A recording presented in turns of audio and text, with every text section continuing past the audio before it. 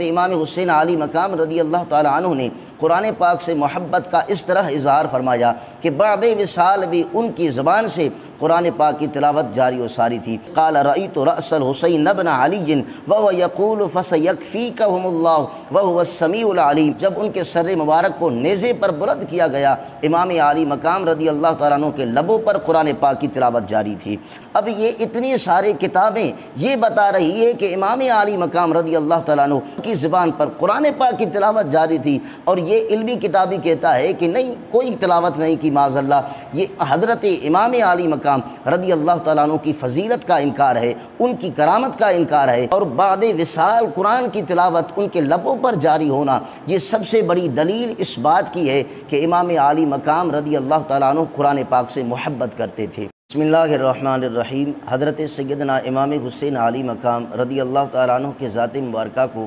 اللہ تبارک و تعالیٰ نے ایک فضیلت و مقام مرتبہ عطا فرمایا کہ حضرت سیدنا امام حسین علی مقام رضی اللہ تعالیٰ عنہ کی ایک کرامت ہے۔ اہل سنت والجماعت کے حضرات کثرت کے ساتھ اس کو بیان کرتے ہیں۔ مرزا جیلمی سے کسی نے پوچھا کہ یہ جو سنی حضرات یہ واقعہ بیان کرتے ہیں کہ حضرت امام حسین علی مقام رضی اللہ تعالیٰ عنہ کے سر مبارک کو جب نیزے پر رکھا گیا تو امام علی مقام رضی اللہ تعالیٰ عنہ کے سر مبارک سے قرآن پاک کی تلاوت جاری و ساری تھی۔ حضرت امام حسین علی مقام رضی اللہ تعالیٰ عنہ اس نیزے پر بھی ان کے زبان سے قرآن پاک کی صدا جاری تھی۔ مرزا جیلمی نے کہا کہ یہ من گھڑت واقعہ ہے، اس کی کوئی حقیقت نہیں ہے، آپ اس بیان کو اس کو سن سکتے ہیں۔ کہا کہ حضرت امام حسین رضی اللہ تعالیٰ عنہ کا سر مبارک جسم سے جدا ہوا تو بھی آپ کٹے ہوئے سر سے قرآن مجید پڑھ رہے تھے، کیا ایسا ممکن ہے؟ بالکل جھوٹ کا ہے جی، کوئی ایسا ممکن نہیں ہے۔ بہرحال جب یہ جو واقعہ ہے اس کے بارے میں مرزا جیلمی نے جو اعتراض کیا کہ یہ واقعہ کہیں نہیں ملتا، حالانکہ یہ سراسر جھوٹ ہے، میں پنجتن پاک کی نسبت سے آپ کے سامنے آج 5 حوالے عرض کروں گا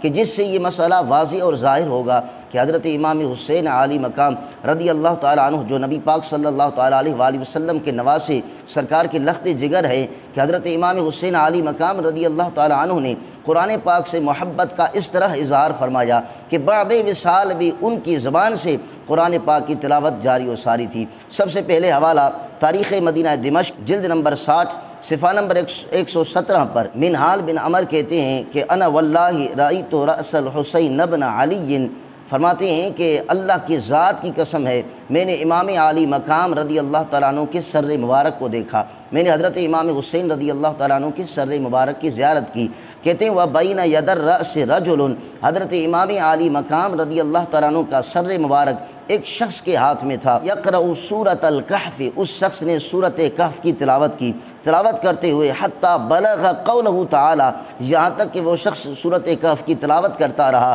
جب اس مقام پر پہنچا کہا ام حسبت ان اصحاب الکہف والرقیم کانوا من آیاتنا عجبا، کہنے لگے اصحاب کہف کا جو واقعہ ہے یہ کتنا بڑا عجیب واقعہ ہے۔ منہال بن عمر وہ کہتے ہیں کہ سورۃ کہف کی آیت مبارکہ اس شخص نے پڑھی تو امام علی مقام رضی اللہ تعالیٰ عنہ کے سر مبارک سے آپ کی زبان سے فصیح الفاظ کے ساتھ نے فرمایا فقال اعجب من اصحاب الکہف قتلی و حملی، فرمایا کیا تو اصحاب کہف والے واقعے پر تعجب کرتا ہے؟ میرا قتل کیا جانا اور میرے سر مبارک کو نیزے پر رکھا جانا، فرمایا یہ اس اصحاب کہف سے زیادہ عجیب تر ہے۔ دوسری کتاب ہے تاریخ مدینہ دمشق جلد نمبر 22 صفحہ نمبر 117 پر روایت مبارکہ موجود ہے۔ سلمہ بن کہیل کہتے ہیں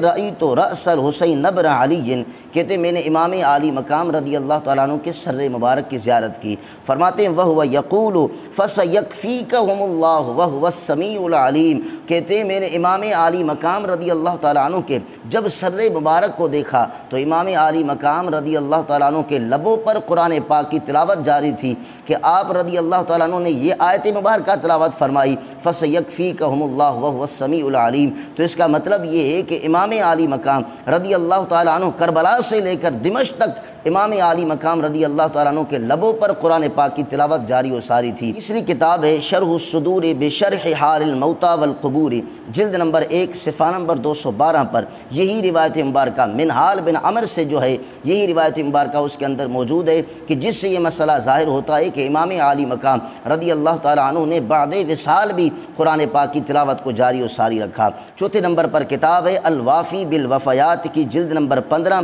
صفحہ نمبر 201 پر پر یہ روایت مبارکہ موجود ہے، کہتے ہیں قال رأیت رأس الحسین بن علی وهو یقول فسیکفیکہم اللہ وهو السمیع العلیم۔ جب ان کے سر مبارک کو نیزے پر بلند کیا گیا، امام عالی مقام رضی اللہ تعالیٰ عنہ کے لبوں پر قرآن پاک کی تلاوت جاری تھی۔ 5ویں نمبر پر کتاب ہے الخصائص الکبریٰ، علامہ جلال الدین سیوطی رحمۃ اللہ تعالیٰ علیہ، جلد نمبر 2 صفحہ نمبر 216 پر یہی روایت مبارکہ موجود ہے۔ ان 5 کتابوں سے جو میں نے آپ کے سامنے حوالے عرض کیے، ان سے یہ مسئلہ ظاہر ہوتا ہے کہ امام عالی مقام رضی اللہ تعالیٰ عنہ کے سر مبارک کو جب نیزے پر رکھا گیا، امام عالی مقام رضی اللہ تعالیٰ عنہ کے سر مبارک سے قرآن پاک کی تلاوت جاری و ساری تھی۔ اب یہ اتنی سارے کتابیں یہ بتا رہی ہے کہ امام عالی مقام رضی اللہ تعالیٰ عنہ اور نبی پاک صلی اللہ تعالیٰ علیہ وسلم کے شہزادوں کی زبان پر قرآن پاک کی تلاوت جاری تھی، اور یہ علمی کتابی کہتا ہے کہ نہیں، کوئی تلاوت نہیں کی معاذ اللہ۔ یہ حضرت امام عالی مقام رضی اللہ تعالیٰ عنہ کی فضیلت کا انکار ہے، ان کی کرامت کا انکار ہے، جبکہ ہم اہل سنت والجماعت ہے، ہم نبی پاک صلی اللہ تعالیٰ علیہ وآلہ وسلم کے اہل بیت اطہار سے محبت کرتے ہیں، ان سے الفت کرتے ہیں، یقیناً ان کی کرامت کو ہم مانتے ہیں۔ بعد وصال بھی امام عالی مقام رضی اللہ تعالیٰ عنہ کے لبوں پر قرآن پاک کی تلاوت جاری تھی، اور بعد وصال قرآن کی تلاوت ان کے لبوں پر جاری ہونا، یہ سب سے بڑی دلیل اس بات کی ہے کہ امام عالی مقام رضی اللہ تعالیٰ عنہ قرآن پاک سے محبت کرتے تھے، قرآن پاک سے الفت رکھتے تھے۔ اللہ تبارک و تعالی ہمیں ان نواسب کے مکر و فریب سے بچنے کی توفیق عطا فرمائے۔ وما علی الا البلاغ المبین۔